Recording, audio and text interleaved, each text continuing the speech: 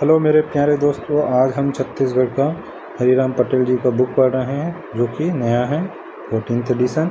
उसमें आज हम छत्तीसगढ़ के प्रतीक चिन्ह और राजभाषाओं को कवर करेंगे। आप इस सीरीज़ में बने रहिएगा।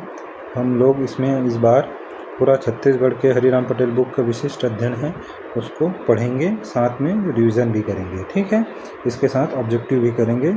आपको कुछ प्रॉब्लम रहेगा तो कमेंट सेक्शन में लिखिएगा। चलिए फिर शुरू करते हैं ना। और कुछ सुझाव भी रहेगा तो बताइएगा, और कुछ डाउट रहेगा तो।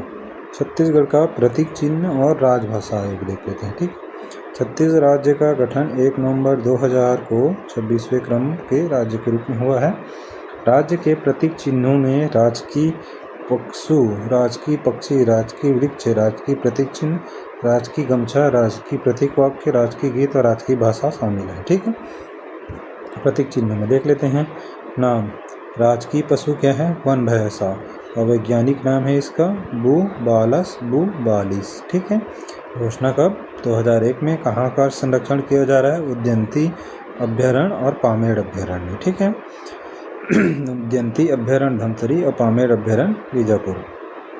विशेष, नर वन भैंसा को बोलते हैं अरना और मादा वन भैंसा को बोलती हैं अरनी, और इसी को बुबालिस अरनी भी बोला जाता है। इस चीज़ को भी याद रखना।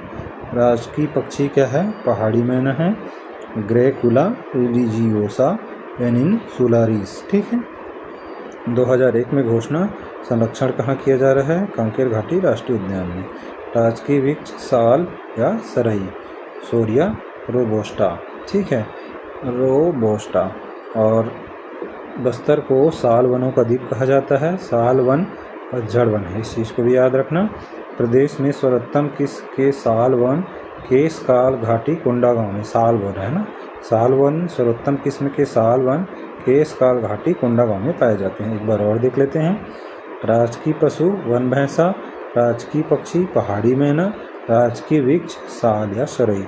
वैज्ञानिक नाम वन भैंसा का बुबालस बुबालिस और गेकुला रिलीजियोसा पेनिनसुलारिस पहाड़ी मैना का वैज्ञानिक नाम है। सोरिया रोबोस्टा साल का वैज्ञानिक नाम है। 2001 में घोषणा हुए हैं। संरक्षण स्थल है वन भैंसे का उदयंती और पामेड़ अभ्यारण्य में, और नर वन भैंसा को अरना बोलते हैं, मादा वन भैंसा को अरनी बोलते हैं। और राजकीय पक्षी पहाड़ी मैना को कांकेर घाटी राष्ट्रीय उद्यान बस्तर में संरक्षित किया जा रहा है। और राजकीय वृक्ष क्या है? साल। साल के वनों का द्वीप किसे कहा जाता है? बस्तर को कहा जाता है। साल वन कैसे वन है? पतझड़ वन है। प्रदेश में सर्वोत्तम किस्म के साल वन कहाँ मिलते हैं? केशकाल घाटी कोंडागांव में पाए जाते हैं। इतना ठीक है। अब आ जा रहे हैं राजकीय पशु देख लिए हैं। पशु में क्या हो जाता है? वन भैंसा वाइल्ड बफेलो। वैज्ञानिक नाम है बुबालस बुबालिस या बुबालस अरनी बोलते हैं। ठीक है, बुबालस बुबालिस या बुबालस अरनी बोलते हैं। घोषित 2001 में।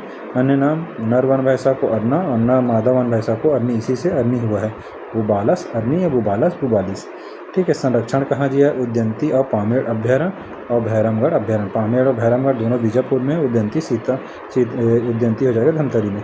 संकट कहाँ? इनको संकट कैसे है? शेर से, मानव शिकारी, रिंडरपेस्ट नामक बीमारी से इनके लिए प्रमुख संकट है। 3 चीज़ों से, शेर से हैं, मानव शिकारी से, रिंडरपेस्ट नामक बीमारी से इनको संकट है। राजकीय पक्षी कौन सा है? ये दिख रहा है, पहाड़ी मैना है। पहाड़ी मैना यानी हिल मैना।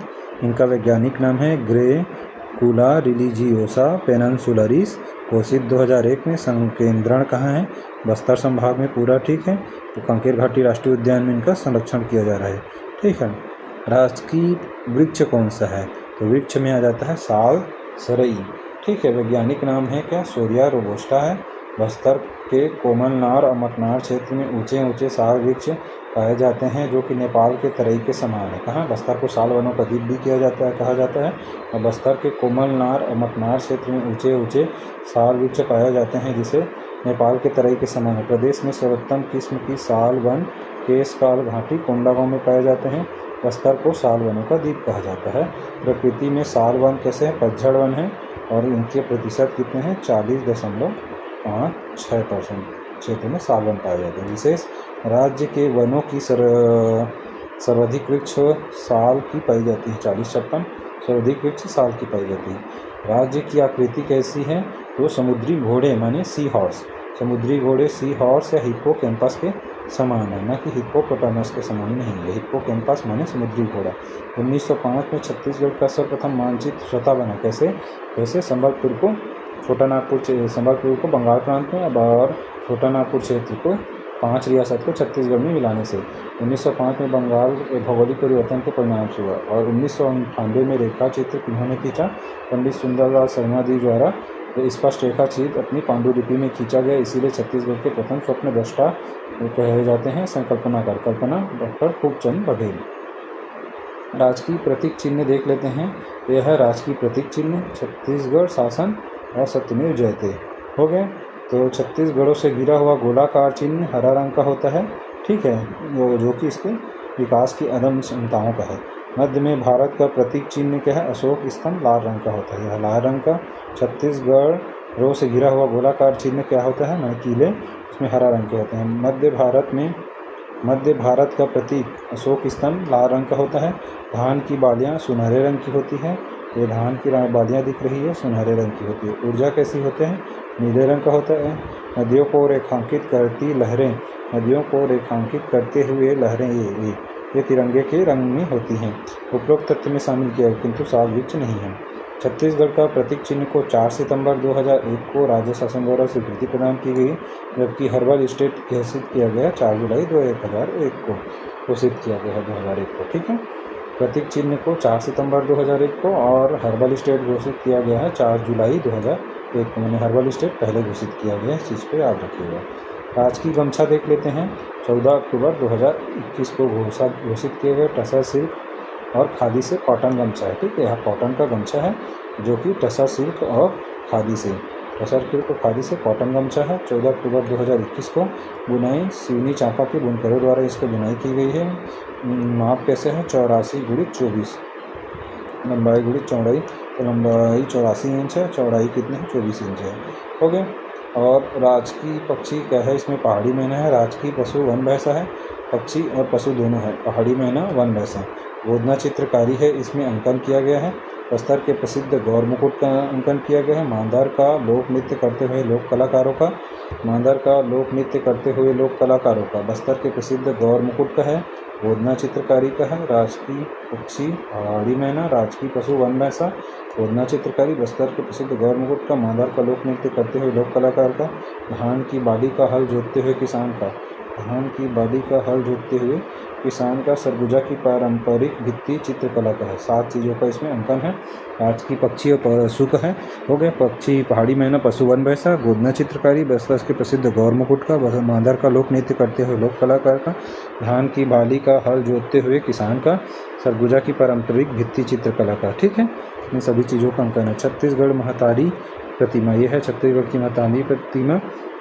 1 नवंबर 2022 को अनावरण किया गया है। 1 नवंबर 2022 को छत्तीसगढ़ महतारी प्रतिमा का स्थान कलेक्ट्रेट चौक रायपुर में। मूर्तिकार पद्मश्री JM नेल्सन। इसके मूर्तिकार कौन है? पद्मश्री JM नेल्सन ने। प्रतिमा किसमें है? धातु, जो कि कांस्य की है। ऊंचाई कितनी है? 11 फीट की ऊंचाई है इसकी। एक घर के समान, हम लोग का घर जो बनना रहता है 10 फीट, उससे थोड़ा सा 1 फीट अधिक, माने 11 फीट। राजस्थान प्रदेश के सभी जिलों में प्रतिमा स्थापित की जाएगी, सभी जिलों में ना। और राज्य सरकार के सभी शासकीय कार्यक्रमों में प्रतिमा लगाना अनिवार्य है। हो गए। प्रदेश के सभी जिलों में और राज्य सरकार के सभी शासकीय कार्यक्रमों में प्रतिमा लगाना अनिवार्य है। विशेष, यह चित्र 90 के दशक के छत्तीसगढ़ राज्य बनाओ आंदोलन के समय प्रस्तुत किया गया था। यह चित्र कब किया गया था? 90 के दशक के छत्तीसगढ़ राज्य बनाओ आंदोलन के समय प्रस्तुत किया गया था। मैंने छत्तीसगढ़ राज्य बनाओ आंदोलन के समय प्रस्तुत किया गया था चित्र को 90 के दशक में। ठीक है। राजकीय गीत कब? 2022 में 1 नवंबर 2000 राज्य गठन के समय धातु कांस्य JM नेल्सन, कलेक्ट्रेट चौक रायपुर 11 फुट सभी जिलों में। राज्य सरकार के सभी शासकीय 90 के दशक में छत्तीसगढ़ राज्य बनाओ आंदोलन के समय प्रस्तुत किया गया था। छत्तीसगढ़ महतारी। ठीक है। राजकीय गीत देख लेते हैं। राजकीय गीत अरपा पैरी के धार नरेंद्र वर्मा कब किया गया है? 2 फरवरी 2020 को। गायन प्रत्येक शासकीय कार्यक्रम की शुरुआत में गाया जाता है राजकीय गीत। हो गया। गायन की शुरुआत के प्रत्येक शासकीय प्रमुख नदियां हैं 4 हैं और प्रमुख जिले हैं 7 हैं। तो महानदी है अरपा पैरी के धार, महानदी पर इंद्रावती, पखारी, तोरपैया। उल्लेखित जिले हैं 7 जिले हैं। तो रायगढ़ मुकुट जो है सरगुजा भुजा के रूप में है, बिलासपुर भी भुजा। तो रायगढ़ हो गया मुकुट सो है, सरगुजा बिलासपुर भुजा के रूप में, रायपुर कमर के रूप में, दुर्ग पायल के रूप में, बस्तर हो जाएगा पायल के दुर्ग, और बस्तर बाजे पैजनिया तो पायल के रूप में है, और राजनांदगांव नया कमरबंद के रूप में है। ठीक है, नया राजनांदगांव। रचना 1973 में रचित गीत है। अरपा पैरी केदार, अवधि 1 मिनट 15 सेकेंड, और पूर्व में 6:36 मिनट अवधि थी, यानी 75 सेकेंड है अभी। प्रमुख दिवस देख लेते हैं। 1 मई को मनाया जाता है मजदूर दिवस या गोरेबासी दिवस मनाते हैं 1 मई को। 14 अगस्त को मनाते हैं छत्तीसगढ़ राजभाषा आयोग स्थापना दिवस 14 अगस्त को। ठीक है, 1 नवंबर को मनाते हैं छत्तीसगढ़ राज्य स्थापना दिवस। 14 अगस्त को छत्तीसगढ़ राजभाषा आयोग दिवस, और 1 नवंबर को छत्तीसगढ़ राज्य स्थापना दिवस। 15 नवंबर को जनजाति गौरव दिवस मनाते हैं, और 28 नवंबर को छत्तीसगढ़ राजभाषा दिवस या छत्तीसगढ़ी भाषा दिवस। छत्तीसगढ़ राजभाषा दिवस आयोग की स्थापना 14 अगस्त, और 28 नवंबर को छत्तीसगढ़ राजभाषा दिवस और छत्तीसगढ़ी भाषा दिवस। 14 दिसंबर को मनाए जाते हैं विधानसभा स्थापना दिवस। प्रथम सत्र 14 से 19 दिसंबर 2000 को हुआ था। विधानसभा स्थापना दिवस मनाते हैं 14 फरवरी को मातृ पितृ दिवस और वैलेंटाइन डे। छत्तीसगढ़ राजभाषा आयोग देख लेते हैं। ठीक है, छत्तीसगढ़ राजभाषा आयोग।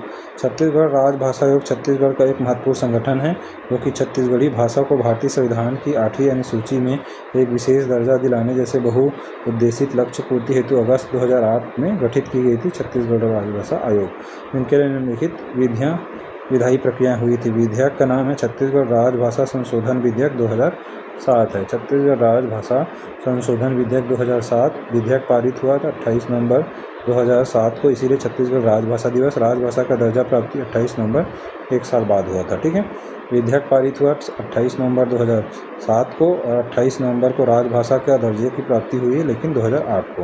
राजभाषा दिवस मनाए जाते हैं 28 नवंबर, इसे छत्तीसगढ़ी दिवस भी कहा जाता है। 28 नवंबर को इसी दिन पारित हुआ और दर्जा भी प्राप्त हुआ 1 साल बाद राजभाषा का।